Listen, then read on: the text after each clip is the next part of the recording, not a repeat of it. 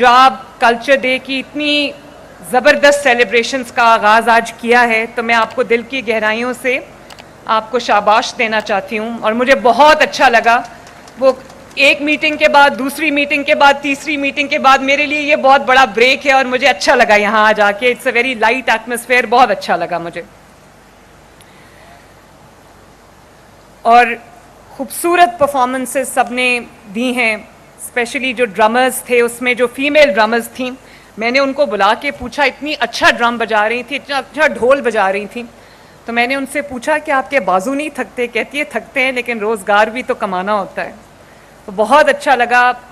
ये जो हमने डांसेस देखे हैं, कोई भी दुनिया का आप डांस देख लें, भंगड़ा भंगड़ा है, भंगड़े की कोई रिप्लेसमेंट नहीं है, कोई सब्स्टिट्यूट नहीं है। और दुनिया का आप कोई भी गाना सुन लें, मैं किसी लैंग्वेज का नाम नहीं लेना चाहती, किसी ज़बान के किसी गाने का नाम नहीं लेना चाहती, किसी कल्चर का, हमारे लिए सब अच्छे हैं, लेकिन दुनिया का आप कोई भी गाना सुन लें तो ये जो बल्ले बल्ले टोर पंजाबन का गाना है, इसका कोई मुकाबला नहीं है। और एक आरिफ लोहार साहब आपका जो गाना है, एक फुल मोती एदा मार के जगह सोनी है, वो मैं बहुत शौक से आपका गाना सुनती हूँ। बहुत अच्छा लगा आपसे मिलके आज।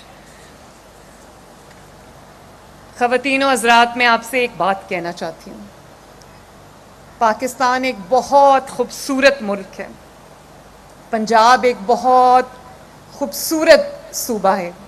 मैं अभी तुर्की में थी तो मैंने देखा कि तुर्की के जो लोग हैं, उनके प्रेसिडेंट से लेके उनके नीचे एक आम आवाम तक, वो अपने कल्चर में, अपनी ज़बान में इतनी फ़ख्र महसूस करते हैं, इतनी प्राइड लेते हैं।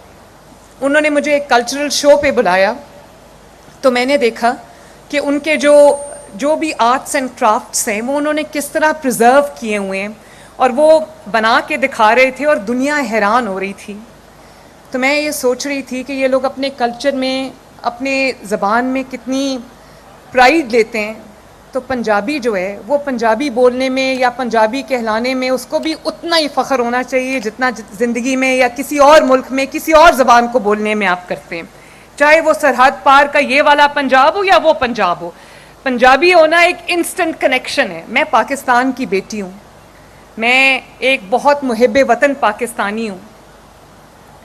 जब हम एग्ज़ाइल में थे, मैंने वतन से 7-8 साल दूर रह के देखा। जब मुशर्रफ के वक्त में हम मुल्क से चले गए, हमें जाना पड़ा, सऊदी अरब में हम रहे, हालांकि वो हिजाज़ मुक़द्दस है और बहुत बड़ा सहारा था अल्लाह ताला का घर वहाँ पर, लेकिन मुझे अपने वतन की बहुत याद आती थी।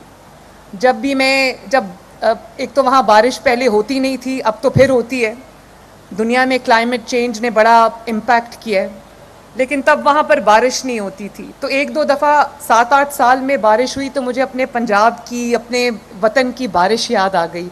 तो उस बारिश के बाद जो पंजाब की मिट्टी से जो खुशबू उठती है ना, वो खुशबू को याद करके मैं रोया करती थी। तो ये मैं पाकिस्तानी सबसे पहले हूँ, लेकिन मैं एक ब्लू ब्लडेड पंजाबी हूँ और मुझे बहुत अपने मुल्क से प्यार है, मुझे पंजाब से प्यार है, मुझे पंजाब की मिट्टी से प्यार है, मुझे पंजाब के लोगों से प्यार है, मुझे पंजाब की धरती से प्यार है, मुझे पंजाब के म्यूज़िक से प्यार है, पंजाब के कल्चर से प्यार है, पंजाब के ट्रेडिशन से प्यार है मुझे। तो मैं आजकल जो हमारे बच्चे हैं, यूथ है, हम बहुत खुशकिस्मत हैं कि हमारे पास 60-65% जो हमारी पॉपुलेशन है वो यंगस्टर्स की है, वो यूथ की है।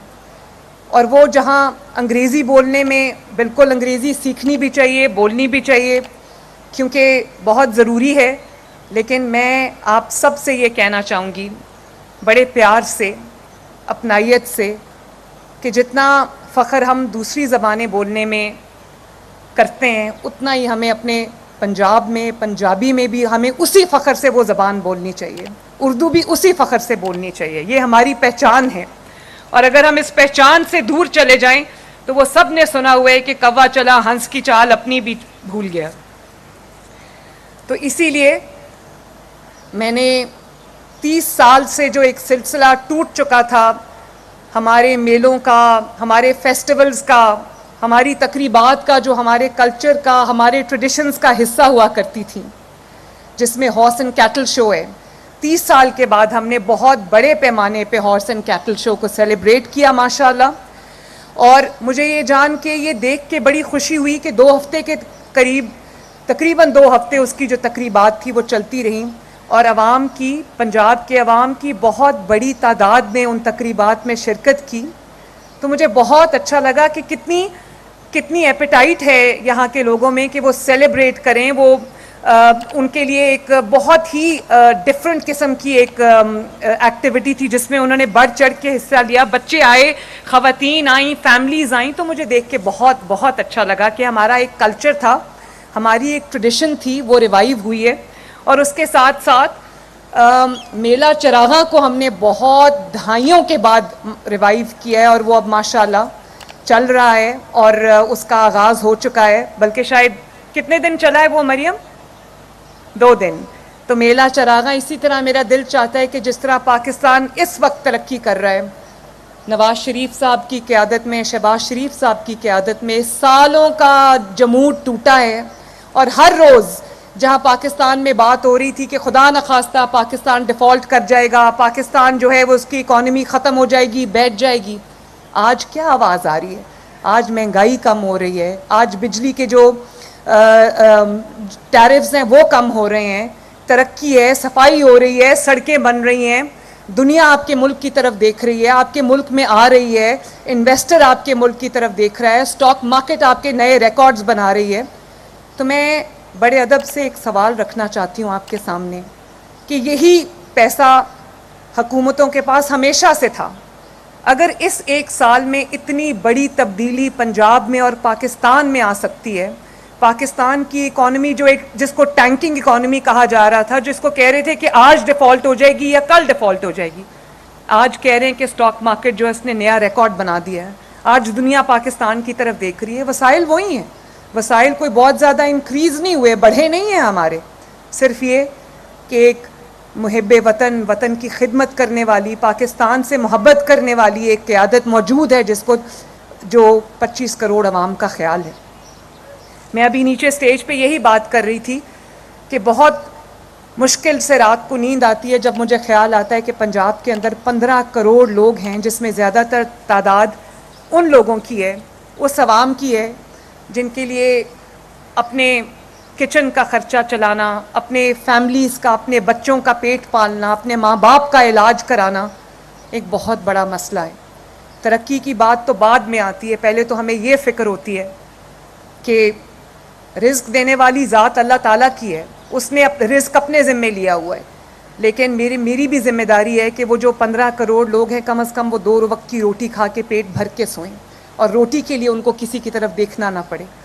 اس لیے میری پوری کوشش ہوتی ہے کہ آٹے کی قیمت جو ہے وہ کم رہے, اور جو عام استعمال کی سبزیاں ہیں, باقی چیزیں, ان کی قیمت کم رہے تاکہ کوئی روٹی سے محروم نہ رہے.